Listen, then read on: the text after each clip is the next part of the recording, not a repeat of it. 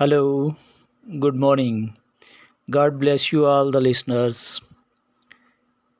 अजीज़ो, आज हम पुराने अहदनामा की दूसरी किताब यानी खरूज की किताब में से हदिया, फ़िदिया और नज़र नियाज़ के बारे में और पुराने अहदनामा के मद्दे मुकाबल नए अहदनामा में से पार्ट 2 सीखेंगे। मैं मुख्तार सजील भट्टी खुदावंद यीशु मसीह में आपका भाई। मैं कोई पास्टर, रेवरेंड या बाइबल टीचर नहीं हूँ। मैं भी आपकी तरह खुदा के कलाम का तालिब हूँ। अगर मैं कहीं गलत हूँ तो मेरी करेक्शन ज़रूर कीजिएगा। मैं एम्बेसडर ऑफ क्राइस्ट के नाम से खुदा के कलाम को व्हाट्सएप, फेसबुक, ट्विटर और इंस्टाग्राम पर शेयर करता हूँ, इसलिए कि पहला कुरिन्थियों 9 बाब की 16 आयत में पौलुस रसूल फरमाते हैं कि अगर खुशखबरी सुनाऊं तो मेरा कुछ फ़ख्र नहीं, क्योंकि ये तो मेरे लिए ज़रूरी बात है, बल्कि मुझ पर अफसोस है अगर खुशखबरी ना सुनाऊं। आए हम खरूज की किताब का जायज़ा लेते हैं।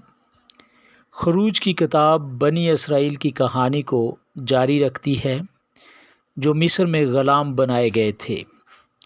खरूज का मतलब है बनी इसराइल की मिस्र से रवानगी। खरूज की किताब को हम 2 हिस्सों में तकसीम करते हैं। बाब नंबर 1 से 18 तक मिस्र में इसराइल की आमद और बनी इसराइल पर जुल्म व सितम, मूसा की पैदाइश और इब्तदाई ज़िंदगी, बनी इसराइल को मिस्र से निकालने के लिए मूसा को खुदा की पुकार। इस हिस्से में वो 10 आफतें भी शामिल हैं जो खुदा ने बनी इसराइल को फ़िरौन की ग़ुलामी से निकालने के लिए फ़िरौन पर नाज़िल की। खरूज की किताब का दूसरा हिस्सा बाब नंबर 19 से 40 तक इसराइलियों के मिस्र से कोए सीना तक के सफ़र को बयान करता है, जहां खुदा उन्हें 10 अहकाम और दूसरे कवानीन देता है। किताब का इख्तिताम मुक़द्दस ख़ैमे की तामीर के साथ होता है, जो वादा शुदा सरज़मीन के सफ़र के दौरान बनी इसराइल के लिए अबादत के मरकज़ के तौर पर काम करता है। अजीज़ो, खुदावंद खुदा सच्चाई का खुदा है। वो अपने वादों में सच्चा है। इब्राहिम, इसहाक और याकूब के साथ किए गए वादे खुदा ने पूरे किए और आज भी इसराइलियों की बेवफाई के बावजूद अपने वादों पर कायम है। एक बात याद रहे कि इसराइल का मतलब याकूब है, क्योंकि खुदा ने याकूब का नाम इसराइल रखा था। बामुताबिक पैदाइश 35 बाब की 9 से 11 आयत में, और याकूब के फदान आराम से आने के बाद खुदा उसे फिर दिखाई दिया और उसे बरकत दी, और खुदा ने उसे कहा कि तेरा नाम याकूब है, तेरा नाम आगे को याकूब न कहलाएगा, बल्कि तेरा नाम इसराइल होगा। सो उसने इसका नाम इसराइल रखा। लिहाजा उसी के नाम से मुल्क का नाम इसराइल कहलाता है। जब इसराइली मिस्र से आए तो वो कुल 70 थे जो याकूब की सुलब से पैदा हुए थे, और जब इसराइलियों ने मिस्र से आज़ादी हासिल की उस वक़्त 6 लाख सिर्फ़ मर्द थे, इसके अलावा औरतें और बच्चे थे। अजीज़ो, पुराने अहदनामा की दूसरी किताब खरूज की किताब में कई जगह पर हदिया, फ़िदिया के बारे में बात हुई है, जिसका मकसद इसराइल की खुदा की तरफ से तरबियत करना है, जिसका मकसद اسرائیل کی خدا کی طرف سے تربیت کرنا ہے۔ آج ہم خروج باب نمبر 13 کی آیت نمبر 2 اور آیت نمبر 13 میں سیکھیں گے۔ خروج 13 باب کی 1 سے 2 آیت میں لکھا ہے، اور خداوند نے موسیٰ کو فرمایا کہ سب پہلوٹوں کو، یعنی جو بنی اسرائیل میں خواہ انسان ہو خواہ حیوان پہلوٹی کے بچے ہوں، ان کو میرے لیے مقدس ٹھہرا، کیونکہ وہ میرے ہیں۔ آیت نمبر 13 میں درج ہے، اور گدھے کے بچے پہلے بچے کے فدیہ میں برا دینا، اور اگر تو اس کا فدیہ نہ دے تو اس کی گردن توڑ ڈالنا، اور تیرے بیٹوں میں جتنے پہلوٹے ہوں ان کا فدیہ تجھ کو دینا ہوگا۔ عزیزو، ہم یہاں یہ سیکھتے ہیں کہ یہ سارے حکم صرف اسرائیلیوں کے لیے ہیں، کیونکہ خدا جن سے محبت رکھتا تھا اور ہے، خدا ان کی تربیت کرنا چاہتا تھا تاکہ ان کے ذریعے باقی دنیا کو سکھائے۔ نئے عہد نامہ میں خدا نے ساری دنیا سے محبت رکھی، اس لیے اس نے اپنے بیٹے کو دنیا کی نجات کے لیے بھیجا، تاکہ دنیا کو تابعداری اور وفاداری کا نمونہ دے کر سکھائے۔ لیکن نہ اس زمانہ میں اسرائیلیوں نے خدا کو پہچانا اور نہ اس کے حکموں کو قبول کیا، اور نہ اس زمانہ میں لوگوں نے خدا کو پہچانا اور نہ قبول کیا، جبکہ خدا باپ اس وقت بھی اور آج بھی ہمیں قبول کرنے کے لیے تیار ہے۔ رہی بات ہدیہ کی، فدیہ کی، تو جو لوگ اس کی شریعت کی بات جان کر کسی خوف کی بنیاد پر یا اس کے بدلے خوشحالی کے لیے دیتے ہیں یا لیتے ہیں، ان کو اپنی سوچ بدلنے کی ضرورت ہے۔ دے یکی کا خوف یا لالچ دے کر دے یکی لینے اور دینے والوں سے سوال ہے کہ وہ پھر اپنے پہلوٹوں کو خدا کے لیے فدیہ کیوں نہیں دیتے اور جانوروں کے پہلوٹوں کا ہدیہ کیوں نہیں دیتے۔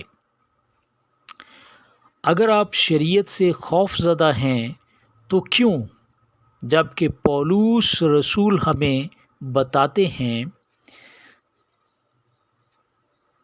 بمطابق عبرانیوں 7 باب اس کی 18 سے 19 آیت میں،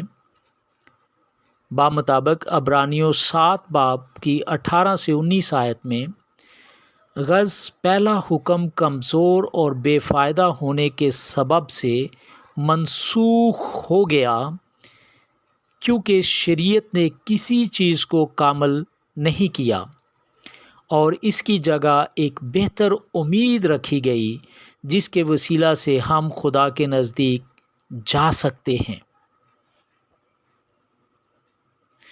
یہاں پولس رسول ہمیں بتاتے ہیں کہ شریعت منسوخ ہو گئی، سیٹ اسائیڈ ہو گئی، ختم ہو گئی۔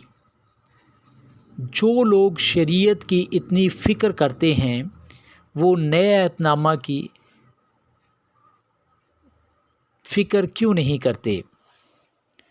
عزیزو، شریعت کی کتابیں یعنی پیدائش، خروج، اخبار، گنتی اور استثناء یہ تو ختم ہو چکی ہیں، یعنی منسوخ ہو چکی ہیں، سیٹ اسائیڈ ہو چکی ہیں، اور پرانے عہد نامہ کی باقی کتابوں کو ہم کیوں پڑھتے ہیں؟ اس لیے کہ پولس رسول ہمیں بتاتے ہیں بمطابق دوسرا تیموتھیوس اس کے 3 باب کی 15 سے 17 آیت میں ہم دیکھتے ہیں، لکھا ہے، اور تو بچپن سے ان پاک نوشتوں سے واقف ہے جو تجھے مسیح یسوع پر ایمان لانے سے نجات حاصل کرنے کے لیے دانائی بخش سکتے ہیں۔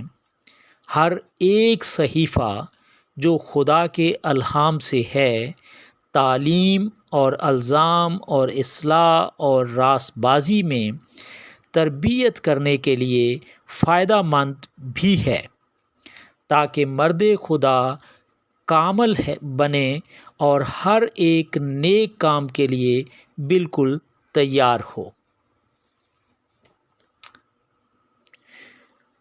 عزیزو، اب جو لوگ شریعت کی اتنی فکر کرتے ہیں، وہ نئے عہد نامے کی فکر کیوں نہیں کرتے، جس کے لیے کلام مقدس ہمیں بتاتا ہے۔ بمطابق عبرانیوں 10 باب اس کی 28 سے 29 آیت ہم دیکھتے ہیں، جب موسیٰ کی شریعت کا نہ ماننے والا 2 یا 3 شخصوں کی گواہی سے بغیر رحم کیے مارا جاتا ہے، تو خیال کرو کہ وہ شخص کس قدر زیادہ سزا کے لائق ٹھہرے گا، جس نے خدا کے بیٹے کو پامال کیا اور عہد کے خون کو جس سے وہ پاک ہوا تھا ناپاک جانا اور فضل کے روح کو بے عزت کیا۔ عزیزو، میرا مطلب یہ نہیں کہ لوگ چرچ میں چندہ نہ دیں، پاسٹرز کو چندہ نہ دیں یا کلیسیا میں غریبوں یتیموں کی مدد نہ کریں۔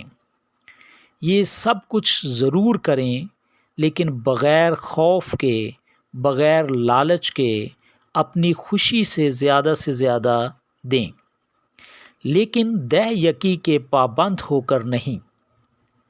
اس کے مد مقابل ہم نئے عہد نامہ میں سے سیکھیں گے کہ خدا ہمیں نئے عہد نامہ کے لوگوں کے لیے، اپنی کلیسیا کے لیے کیا فرماتا ہے۔ بمطابق تیتس اس کا 2 باب اور اس کی 11 سے 14 آیت ہم دیکھیں گے۔ ان آیات میں درج ہے، کیونکہ خدا کا فضل ظاہر ہوا ہے، جو سب آدمیوں کی نجات کا باعث ہے اور ہمیں تربیت دیتا ہے، تاکہ بے دینی اور دنیاوی خواہشوں کا انکار کر کے اس موجودہ جہان میں پرہیزگاری اور راست بازی اور دینداری کے ساتھ زندگی گزاریں، اور اس مبارک امید یعنی اپنے بزرگ خدا اور منجی یسوع مسیح کے جلال کے ظاہر ہونے کے منتظر رہیں، جس نے اپنے آپ کو ہمارے واسطے دے دیا، تاکہ فدیہ ہو کر ہمیں ہر طرح کی بے دینی سے چھڑا لے اور پاک کر کے اپنی خاص ملکیت کے لیے ایک ایسی امت بنائے جو نیک کاموں میں سرگرم ہو۔ عزیزو، ان آیات مبارکہ کو غور سے سمجھیں تو پتہ چلتا ہے کہ خدا ہماری تربیت کے لیے کیا حکم دیتا ہے، کہ ہم بے دینی اور دنیاوی خواہشوں کا انکار کریں اور اس جہان میں پرہیزگاری اور راست بازی اور دینداری کے ساتھ زندگی گزاریں۔ خدا ایسی تربیت کے ساتھ ہمیں دیکھنا چاہتا ہے، تاکہ اپنی کلیسیا کے ذریعے باقی دنیا کی تربیت کرے۔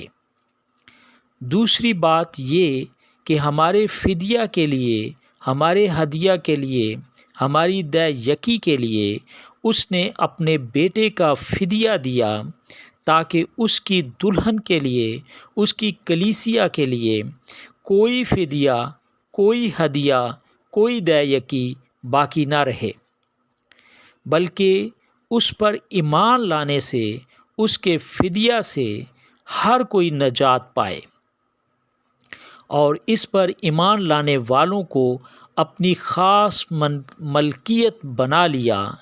پس ہمیں نیک کاموں میں سرگرم رہنے کی ضرورت ہے۔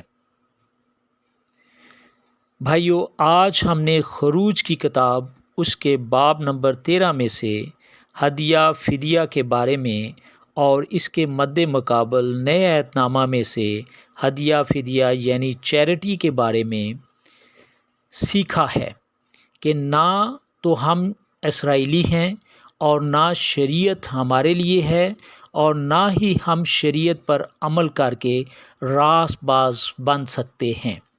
لہٰذا ہمیں نئے عہد نامہ کے مطابق چندہ یعنی چیریٹی اپنی مرضی سے، اپنی خوشی سے دینا ضرور ہے۔